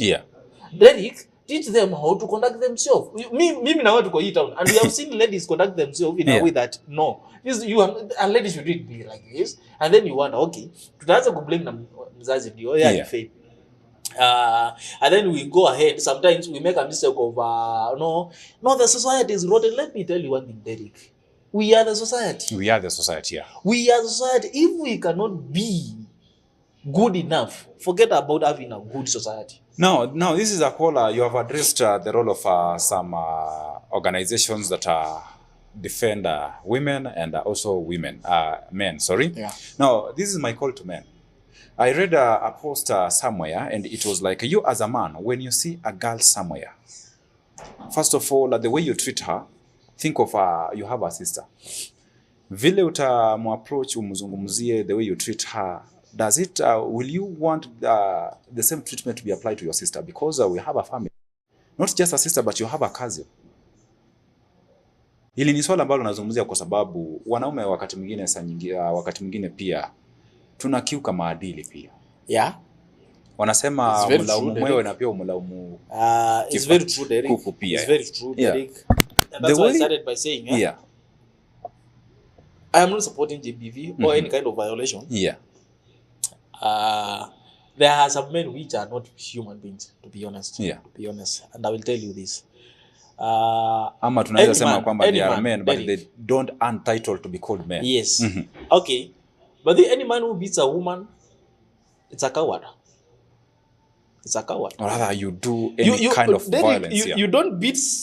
Unataka vita, enda kwa wanaume wenzako, enda ukaminyane, mko na nguvu na mnatoshana na wao. Unakuja kupiga mwanamke. Lakini kuna wanawake pia wanapiga wanaume. I know of that. I know of a friend mwenye bibi yake ako na black belt ya karate. I know of that. I know of that. We will handle that. We will handle that. So, but any man who beats a woman in the name of putting her in a place, then you are a weak man, you are a coward. That's one. Any man who impregnates a woman and runs away, you are biggest coward. Kwanza not just impregnating a woman and running away, but a teenage. Yaani anakuwa na nguvu ya kuendea mwanamke wa rika yako. Ningekuwa mimi ndio mkuu wa sheria, ningewafunga hawa watu. By the way, and I will say this, hata mimi ningekuwa in a position of authority. Ungesikia Derek, haungesikia masponsor hii Kenya. Haungesikia. Wewe nikuulize, ni adabu, yani mimi kuna wanaume tu, yani vitabu za adabu walichukua wakarusha. You find a man with a little girl. Then you are like, sasa wewe shida yako ni gani? What's the problem? Okay, the story is on page number 3 of the People Daily, the hidden cost of menstrual stigma on girls. This is a story that we have to focus on it, and we look at it in a serious way kwa sababu we cannot allow our young girls to go through mental problems. Ni swala ambalo hawa wadada pia wanataka kwenda shule wakasome. Wanataka kujitafutia maisha. Iwapo basi watakuwa empowering ladies. We even have day of girl child. Yet we are speaking we are not talking about this thing. At this era, Derek, there are good number of girls who cannot afford sanitary towels. How are you empowering these ladies? You want them to be leaders. A stigmatized lady can never be a leader. A traumatized lady can never be a leader. You want to empower this girl to become a leader. Now you are not giving her the proper tools. This girl had a dream of becoming a doctor in the near future and akajipata mahali ambapo kama amesoma amebahatika kaenda shule akasoma. Anakuwa pale ni daktari kwa sasa, lakini anakumbuka aliweza kupitia. Anaona msichana mwingine anakuja pale hospitalini with the same story. How does it feel? It feels bad. Itakuwa vipi? It feels bad if you have problems. This now goes to our leaders waweze kuliangazia. Women representatives, nyinyi tuliwachagua mfanyange nini? I'm still wondering, but what do they do? They still have their role. If we are talking about the case and we have women representatives around, but not every woman leader is not talking about this thing. We have leaders who are talking about this issue. It is just maybe it is because hawatu hawajafikia ujumbe huu haujawafikia. Lakini this is a call. It is a wake up call. It is a wake up call to everyone, not just women but men. As a leader, you are supposed to be knowing around. Kuna watu ambao wamejiweza, kuna watu ambao wako medium, na kuna watu ambao totally hawajiweza.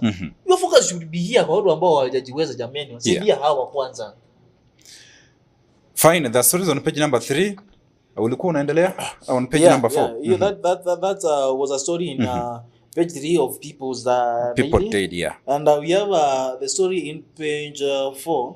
And not my words, but the others word. Ruto sheds crocodile tears over Gen Z protests. Na ni swali ambalo nilikuuliza pale mwanzo. How do we measure an apology? Unapima mtu aje unamtambua kwamba huyu anasema anaomba msamaha kutoka moyoni? Derek, I told you it's all about actions. All about actions. So about action. Mimi usiniambie pole alafu bado urudi kufanya the same. You are not sorry in the first place. And believe me Derek, someone who is sorry will smell the apology. You will smell the apology. Okay, allow me to pose this concern, rather these questions. Just the other day, we were talking about cabinet secretaries, ama tukazungumzia kuhusu washauri wa rais ambao hawafai kuwa pale. Wakasema kwamba washauri haramu. Lilikuwa ni swala ambalo linauliza. Right now we are talking about the president asking for forgiveness, or rather asking for apologies to Kenyans who are asking issues about, or raising concerns about issues about abduction, extrajudicial killing, and forceful disappearances,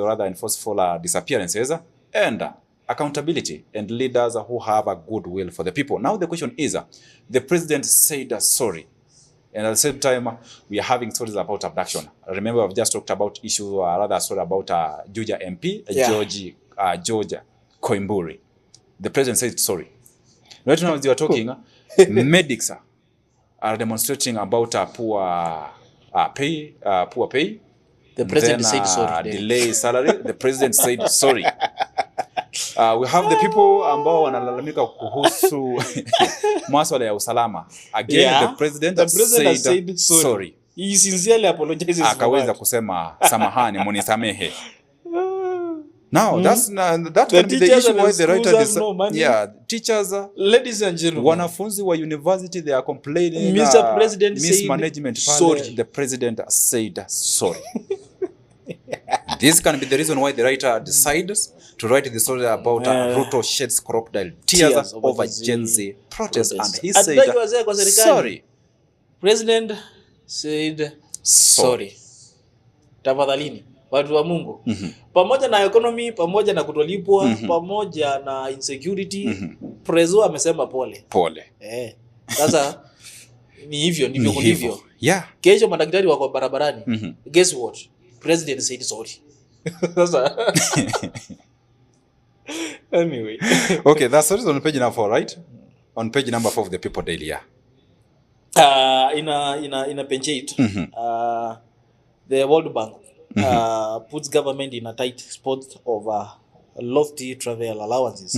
And the term is a wastage of money. Wastage of money. Wastage of money. You saw the time of Addis Ababa, Derek, being lied as kids that those MPs, all of them who were there, they sponsored themselves to be there. Yeah. It is a lie.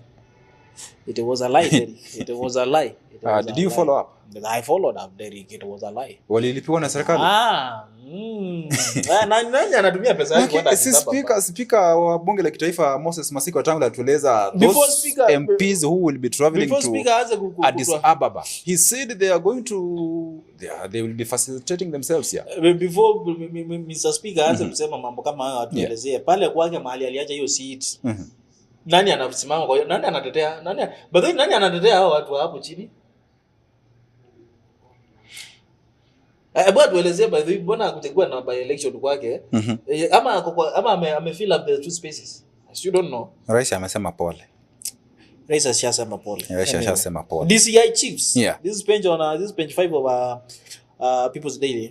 The DCI chiefs explains how MP Koiburi abducted himself. And he seriously, but this guy seriously explained. You know, acha nikusomea huu ujumbe. Kuna mtu anasema kwamba if it is true this man abducted or rather stage managed this actor, then we can call that play a cause of self abduction. Okay. And the other being sitaendelea. See, hatutaendelea. I told you I had an MP say the author of this game is called Cleophas Malala, and former deputy president Rigathi Gachagua is the director, and now we have the master actor who is Koiburi. I was sitting there and listening to this guy explain how this guy abducted himself, and I was like, you really must have a good information about this. The only problem we are having is because now what happens to Kibet Kibul? Kibet the bull. He was also abducted at daylight. In a daylight. Kwanza hata mimi nashangaa wakati ambapo wanasema wanafanya uchunguzi. Mtu ambaye anakuja kukamata hajafunika uso. Unamwona lakini hamjui huyo ni nani? Hey, it's funny. And you know what? George on the other side anasema kwamba pia Were alijipiga risasi. We believe so. We believe so. Ni kama hata pia yeye alijipiga risasi. Sasa si uchunguzi bado unaendelea. By the way, for your information, the guy who was connected with the MP Were shooting was released. Now, let's talk about issues about crime and insecurity. Jana sikuzungumzia swala hili, but you have to talk about it. Yesterday, the president aliwasamehe watu. Wafungwa. And one of them being Joey Irungu mwenyewe is free. Koti iliamua alihusika na mauaji. Haya si maneno yangu. Ni koti ilisema. Alikaa gerezani miaka ngapi? Hata amemaliza mwaka. But again, president amemwambia nimekusamehe. President amemwambia bwana wewe nimekusamehe. I have mercy. I have mercy. Na president alisema pole jana. I have mercy. I pardon you. Okay, then we should also look at the kind of cases which get let me get that the kind of cases which get a presidential pardon so that we can at least speak of something which we know to be as you look at it, to be realistic, unapata kwamba mtu akiwa pale gerezani amemaliza ama amefunga kifungo cha miaka 40 na kuna kesi ambayo aliweza kujihusisha nayo labda wizi wa mali ya umma, na pale gerezani ameonyesha kwamba amebadilika. Now that's when the president can come in and sema kwamba iwapo hawa watu wameonyesha nia ya kubadilika, basi na amesalia na miaka 2 ama 3, basi asamehewe. Lakini huyu alikuwa amefungwa kifungo cha maisha. Okay, we don't know why. We don't know why the president decided to say so and so, you are freed. Na usiwahi rudia tena. Na usiwahi rudia tena. Ukirudia tena, sasa mimi sijui kutaendaje. Nisikuone na bunduki tena.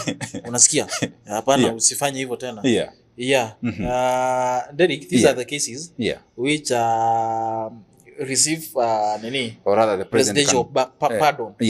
And one is a petty offender. Individuals convicted of minor offenses, often serving sentence of 6 months or less. Okay? You hear that? First time offender, inmate with no prior criminal record, especially those serving short sentence and exhibiting good behavior. Good conduct. A prisoner who have demonstrated exemplary behavior during their ni swala ambalo nimekuwa nikizungumzia. Umefungwa ukaonyeshana or terminally ill inmates. Sasa huyu hata akisamehewa anaenda kukufa tu na yeye. Individual age 65 above, all those who have terminal ill sometimes grant early release. Hey. Mtu akona cancer. Can I ask you a question? Mtu anakuwa na ugonjwa pale gerezani amefungwa. Naambiwa wewe enda tu sasa. Enda sasa wewe. You cannot just say that unaenda kukufa jamani. Have you had a set book? We had a set book. It was referring to another man called a dying man. Dying man. Just a moment of vita zinaisha yako. Kienda kuisha jamani. The guy was very sick and I remember telling that the woman Grusha, kuja nioshe mgongo sababu hata siwezi tika. Maybe I don't believe if you are having the war is over. The guy stands up now and starts saying telling Grusha, as my wife I need kids. Like anyway, and the last nini, it's where Joey now lies. It's a life sentence inmates. In certain instances, inmates serving life sentence may receive conditional pardon. For instance, in April 25, President Joe granted conditional release of 31 inmates serving life sentence. Derek, that's where now our guy. Ningependa tuweze kuangalia swala hilo. Tujue ni wakati upi ambapo mtu anaweza kusamehewa akiwa amefungwa pale gerezani. Ukazungumzia serious illness. Kulingana na ripoti ya daktari, wapo wewe ni mgonjwa. Wewe ni mgonjwa kabisa. Wewe kwanza hata miezi ni 6. Hata ukienda sana miezi ni 6. Hapo unapaswa kusamehewa. Hapo umeokoka na ukapewa aluminum. Swala la pili, iwapo umefungwa kwa a life sentence ama umefungwa kwa miezi 6, umetaja kuhusu miezi 6. Nimetaja kuhusu petty offenders. Wamefungwa kwa kifungo cha miezi 6. Hao wanakula chakula ya gereza bure. Uliimba kuku usirume, piga yeye makofi hata imba tena. Lakini umeonyeshana tabia kwamba umeweza kubadilika. Unaweza kubadilika. Umebadilika. But also Derek, I want you to know, I personally I know very well. If you are in there in one way or the other, you have to behave well. Hapo hakuna mtu anakubembeleza. Tatandikwa. I have a friend who was there and told me. But sometimes you have people who say when you go there and you try to be nice and then it will be hard for you to survive. Derek, it depends a lot. It depends a lot. Let me tell you, it depends a lot. It depends a lot. Okay, we have bad people in there. But again, Derek, do I need to be bad more than I was when I was outside here for me to survive in there? That's another question. But life sentence inmates, inmates serving life sentence receive conditional pardons. So let's say Joey, it is a condition. It's a conditional pardon. Na we thank God hata uliwa kulinganisha na koti venye ilikuwa imesema. Whatever the case, kulikuwa na tetesi ya kwamba hakufanya hiyo kazi, hakufanya hiyo. We had a lot of Kesho nitakuwa na wakili. Kesho nitakuwa na wakili anapotujalia Mwenyezi Mungu. Tutakuwa tunaangazia swala hili la life sentence. Atatueleza tu kidogo kwa sababu mimi nachanganyikiwa. Kuna mtu ambaye anasema kwamba anaweza kuwa anajiuliza yuko mahali. Unasikia koti inaamua kwamba umehukumiwa kifo, kunyongwa. Si alikuwa amehukumiwa hivyo bwana Joey? Kwani what does that mean? It means that anaenda kunyongwa. Ama inamaanisha nini? I think tutaelezwa hilo hapo kesho. Your guest tomorrow atakuwa anatuelezea kwa undani. Ndipo tupate kunini. Justin Muturi is here again telling us the problem with President William Ruto and the president ni mimi nimeweka. According to the author, inasema hivi. The problem with Ruto is that he does not mean what he says. CS Justin Muturi says. Unajua, acha nikueleze. Iwapo hauko moyoni mwangu, then hii ya CS Muturi is just an assumption. Derek, do you know there is a way we can live with you? No, Catalina, you are not in there is a way I can live with you. And the reason at a point where you feel now, Catalina, guna like for me, I have worked with one of our Tajia called Lee. He is called Lee. Use Chen Mwaura. Ukiambia Lee arudie kitu, you are wasting your time. Hatarudia. Lee believes in doing one and that's all. Yeah.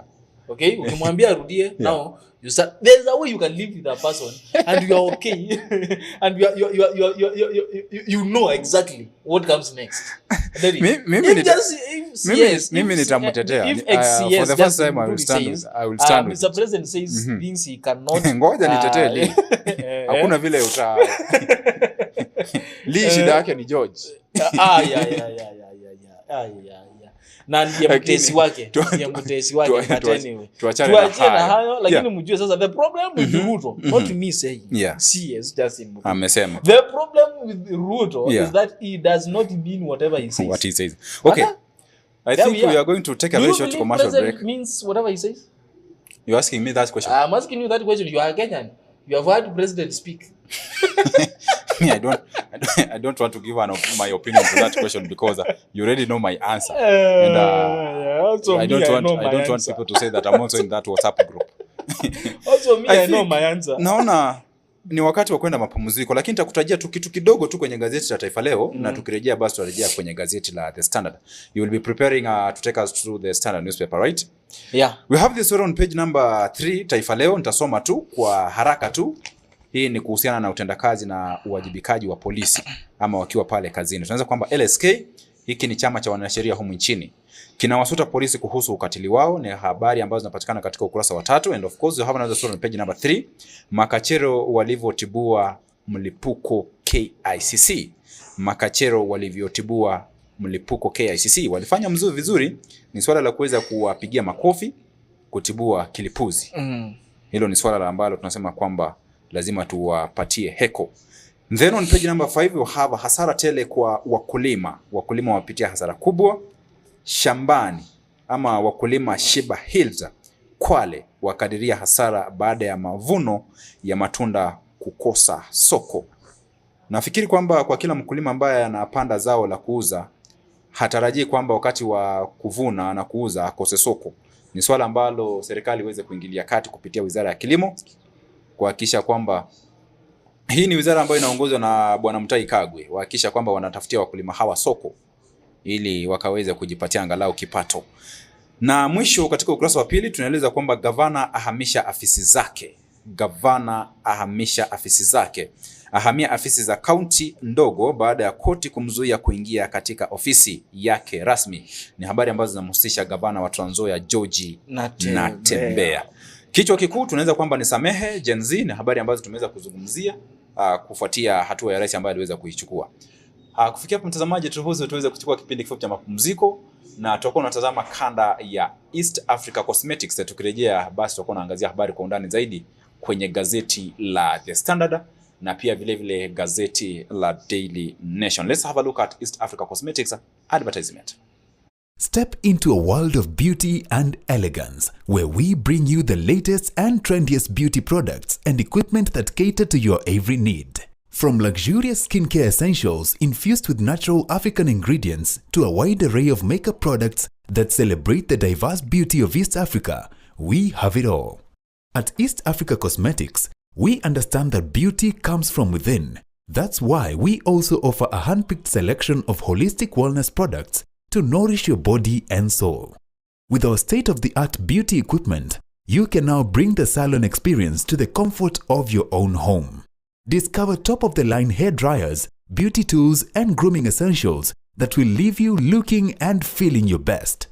Whether you're a makeup enthusiast, a skincare devotee, or a salon professional, East Africa Cosmetics is here to support your beauty journey every step of the way.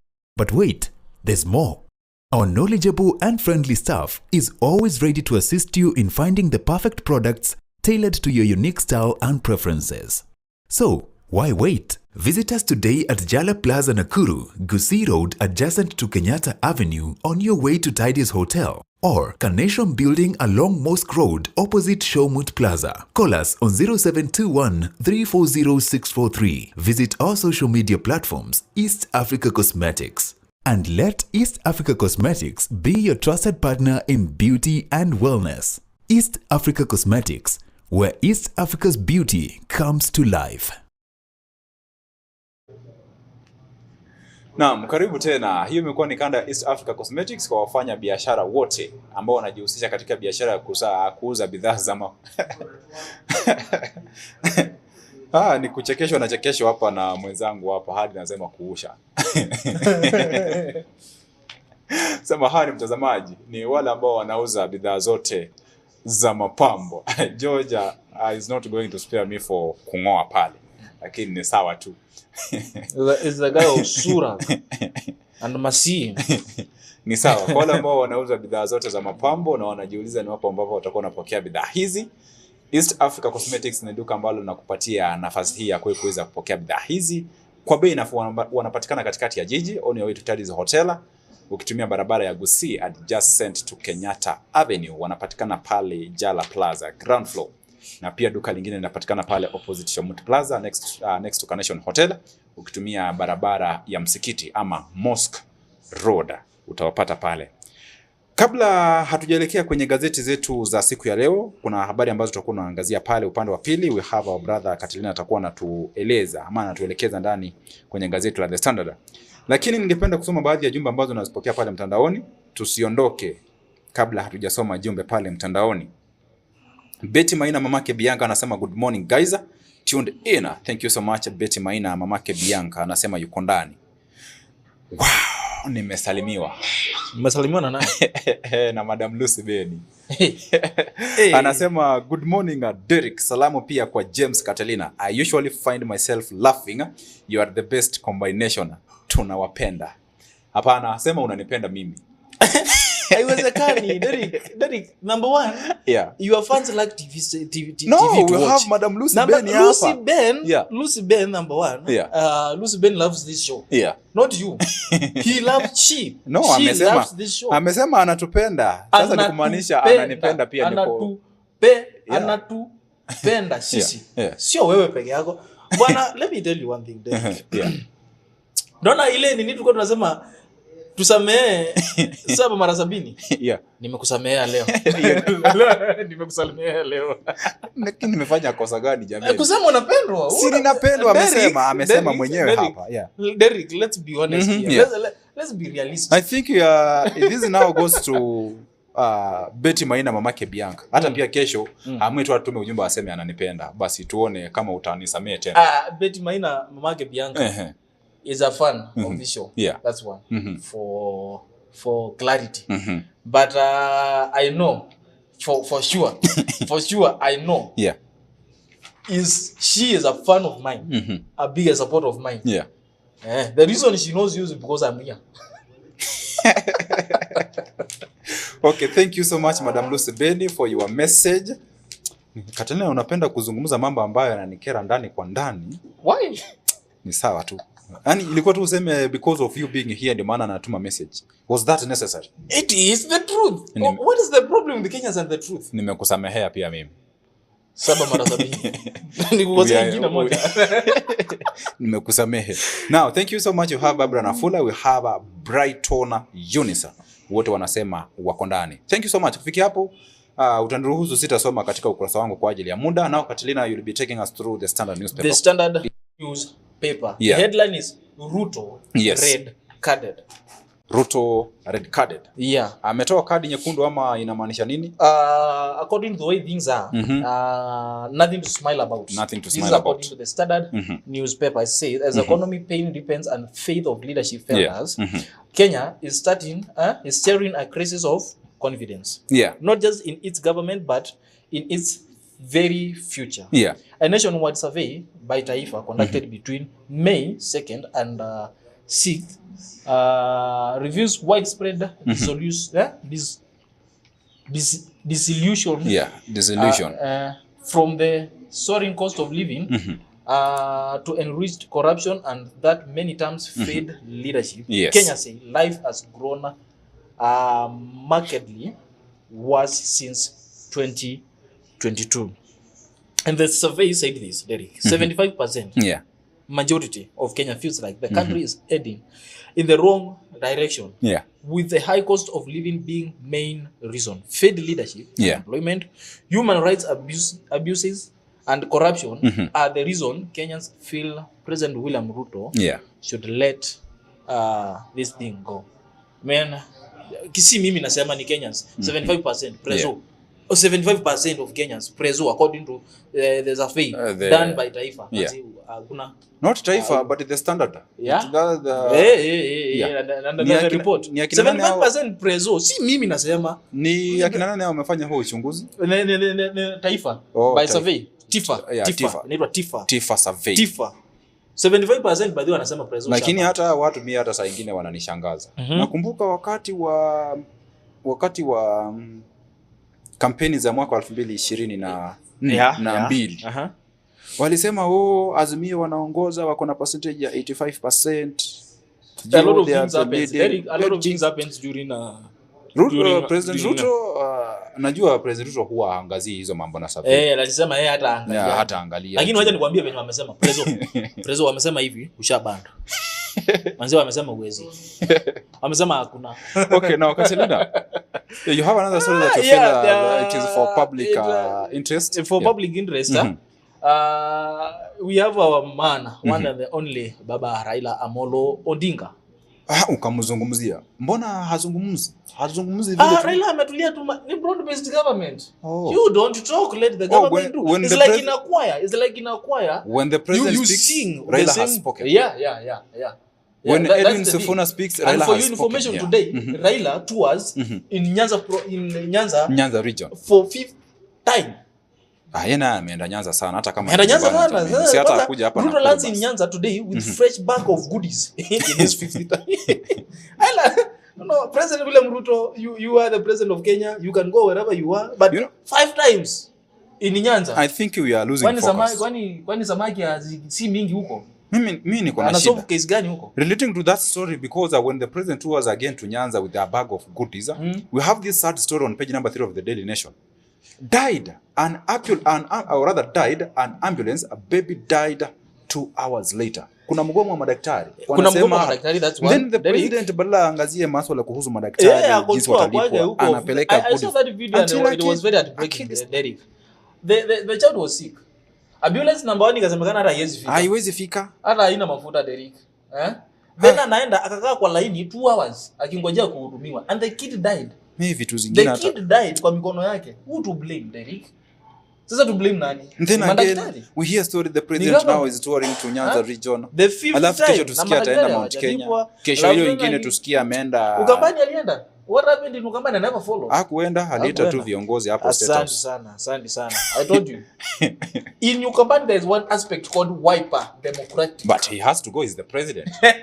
He's the president of the republic. Received by who? I told you this. By the people, not leaders. I told you this. But when it comes to politics, when the president goes to Ukambani, he will have to listen to me. I told you this. As much as you want me to listen to you, you have also to listen to me. 98% of Ukambani leaders are from Wiper. His Excellency, the President William Samoei Ruto remains to be the president of the Republic of Kenya. And he can go wherever he wants. He I agree with that. I agree with that. He agree with that. He has to be received with the people. Thank you. He goes there to be received by who? That's the people. The people who elected him. Which people? In Ukambani, if you are not talking about Wiper Democratic Party, you are not talking about Ukambani. No, that's the reason. Lower Eastern drinks and smells Wiper. You know, when you tell me the 3 governors from Ukambani are from Wiper. Nah. Are you happy the president not go to Ukambani? 78% of MCAs in Lower Eastern are from Wiper. Who was going to mobilize the people to... Mimi Katalina na kuangaliaga hivi ni kama wewe. I'm talking siangeenda. Do you like our president? I respect Mr. President. No, do you like him? I respect Mr. President. Mr. President. Continue with that story. What was Baba trying to tell us? This is Raila expected political move regarding 2027 election. Okay? And according to the views of people, 28% think that Raila will join opposition and contest for himself, which is actually high probability he will do that. He has been doing that. And 23% feels like Raila will support Ruto for re-election, which is again 50-50. As per now, you cannot say anything. But I remember Raila telling Mr. President, with the broad-based government, we have given you up to next year, 2026. Yeah, 2026. By June, if you will not be able to deliver whatever you said. Yeah. To deliver whatever you promised, the broad-based government will step out from your government. Yeah. And I remember telling you, that's Raila Amolo Odinga. That was first move. The second move, wait for it. And 18%. Feels like Raila will join opposition and support another candidate, which is another dream, which can never happen, will never happen. But no, Raila Amolo Odinga does not support. Baba loves Kalonzo Musyoka. Baba loves Eugene Wamalwa. You think so? Remember Mother Karo was his running mate. Of course he loves them. Baba ni msalendo. Now telling us that he won't join the opposition. Me, I think no, he won't. He won't. Raila Amolo Odinga does not support anyone. You think he loves them? Where he used to love Wetangula and Mudavadi. Let me give you an example where the proof of love failed. Raila Amolo Odinga, when he decided I need to be in the government, he went and did a very secret meeting with the former president Uhuru Kenyatta. And what we saw, to our surprise, was Raila Amolo Odinga alongside president of that time, Uhuru Muigai Kenyatta, give him a press of how they have sat down and then discussed things inside the state house. Ni kama tumenguza waya ya George jameni. Tumenguza waya ya George. George anasema tumebaki na dakika 9 majameni. Hata hatujasoma hata hatujaelezea watu goodies zenye zimebebwa na Mr. President akielekea pale. George kwani utaki tuzungumzie rais akienda huko kwenyu jameni? Rais ako kwenu na anaenda kuatena, nasikia ametenga huko. Ametenga. Sijui namna gani. But because of the interest of time, it's good because these stories are zinakaa kama kufanana. Na utaniruhusu tu labda tukome hapa kwa gazeti la The Standard. Na tuangazie habari ama matukio mawili kwenye gazeti la Daily Nation. We have this man called Ahmed Nasir. He's a lawyer, of course. He's a lawyer. And I think we would want to have leaders like Ahmed Nasir. Anasema kwamba tunaweza kwamba define Ahmed Nasir a lawyer vows not to relent on war against corrupt judges. Not just judges, but any leader who is corrupt, we are not going to stop until we get rid of those leaders who are corrupt. Do you know what happens in Japan when you are corrupt? Yeah. You are hanged. You are hanged. You die.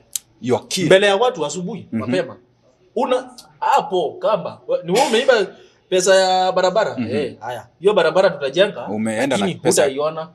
Kemsa ya huko. Unaanyiwa. Pesa ya Kemsa ya huko. Kemsa ya huko ukijaribu. Sasa huko sisi tutaita si Kemsa. Derek, there is another interesting story here in Standard. Beyond sanitary towels, Kenyans need menstrual leave policy. Hey.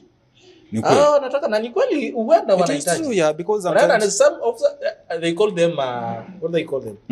They call them what? Jina yake inanipotea cramps. They call them cramps. Wanasemanga zinauma sana, vibaya sana. And I had my cousin who was having this problem of cramps. Seriously, so she was affected by it. She was affected. Sometimes that angelala mpaka hospitali. Me, I have a sister. And every time I see my sister addressing me in a way that does not please God, you know, I just walk away. It is the time. The time is here. Na uzuri ni kwamba ananiambianga pole, akisha pona ananiambia pole. I just understand. No, you are talking about it is okay. It is okay. Your sister. So imagine who will marry your sister. It is okay. These people, wanahitaji to leave. It is okay. Imagine it is okay. Being led by a lady during this time. Hapo sping. It is okay. They need this. Yeah, they need. I support it. For the first time, I feel lady. For the first time. Yeah. For the first time ever. Hii nao si ile mnataka kuhurumiwa ni kweli. Ni kweli. Now, si nimezungumzia habari katika ukurasa wa 8. Let's have a look at this story on page number 4. Ni juzi tumeelezwa hamna pesa ya kulipa walimu. Na walimu wameongezewa mamlaka. Na kuna mshahara. Again, all of a sudden, we have another breakthrough. MPs had suspended the promotion of 2 months citing irregularities, but now we are being told that pay rise for 23,000 promoted teachers. A relief is a relief for them. Is a relief? Is a relief?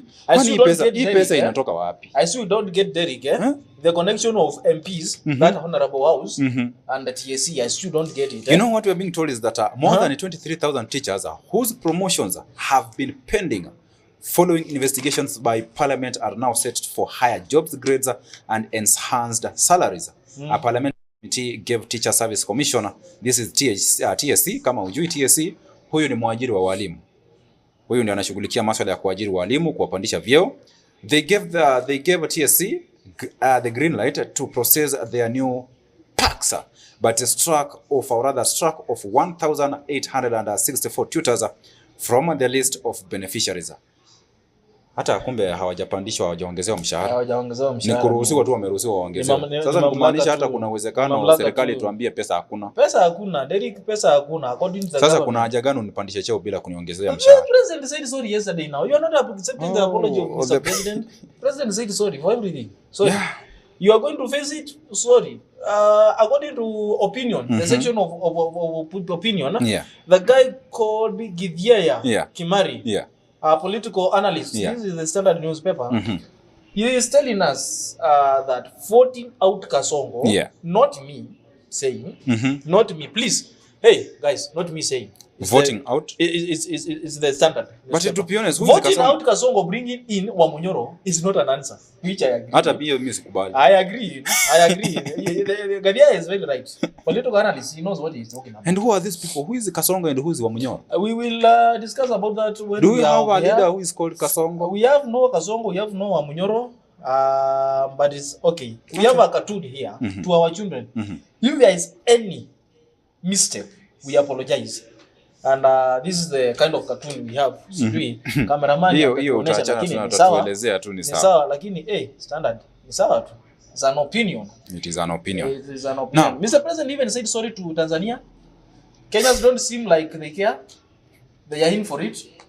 Mbona unaguza waya ambayo nilikuwa najaribu kuizungumzia hapa? The president said sorry on behalf of the Gen Z. Na pia habari zinasema kwamba pia rais wa Uganda alisema pole kwa wananchi wa Uganda. Then the question was, why do you say sorry when you're still holding in captive the leader of opposition? As you wonder. And you're still calling it they are living in a democratic country? Yeah. That still raises more questions. Samiro, from Mugidi to fighting bandits. The guy is in Pokot. In Kenya, I don't know. Kuna habari nyingi Katalina, lakini ruhusu tumalize na hizi. Kwa hizi dakika mbili ambazo zimesalia, ni ruhusu tumalize na hizi kwenye gazeti la Daily Nation. This is a sad story ambayo niliweza kukutajia pale. Denied. Oh, it was denied. Denied an ambulance, not died. Denied an ambulance, a baby died 2 hours later. James Mwiruri, the man captured in a viral video on a Monday, wailing while holding the body of his grandson and blaming health officials for negligence, is a troubled and angry man. Of course, his anger goes to the government. He believes the death could be, or rather could have been avoided. His 10-month-old grandson died at Gatundu North Hospital in Kiambu. 10-month grandson died in Gatundu Hospital in Kiambu. Who to blame now? Huyu mtoto tunaamini kwamba alikuwa na ndoto yake. Kando na kuwa alikuwa hajaanza kuzungumza, alikuwa na ndoto yake. Na kila mtu ambaye anazaliwa yuko na ndoto yake. And the responsibility now this question goes to the hospital management. But again, we started from the basic. We started with the basic. The doctors in there. What are they called for? Save lives. To save lives. Someone. This is a kid, a child, an innocent child who is just sick. Dies watching. At what extent do we need to extend our go slow or our our strike? At what point exactly? Because if it reaches that a point where we are losing lives, then it means then hata hii pesa mkiongezewa na hamna watu wa kutibu then. Let me ask you a question, Catalina. Wewe ni mpiga picha. Nikikupatia kamera hapo, anything you'll have to take a photograph, will you ask payment for it? Tumekupatia tu kamera tu ya kuambia fanya kitu. Kwa kila picha ambayo utakuwa unapiga, utakuwa kama kwa mfano useme kwamba unapiga viti picha. Uta demand money for those chairs that you have. I will say this. One, I call for a personal and a high level of responsibility. So these people they are doctors. They are doctors. Called for that, taken off. For them being a doctor, is it a calling or is it something that they just want to again, Derek, because if saving life is your thing, then save lives. Yeah. Then just save lives. Derek.